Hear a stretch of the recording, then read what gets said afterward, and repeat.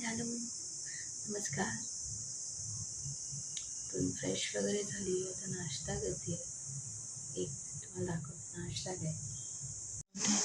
इकडे आई थालीपीठ बनवते नाश्त्याला.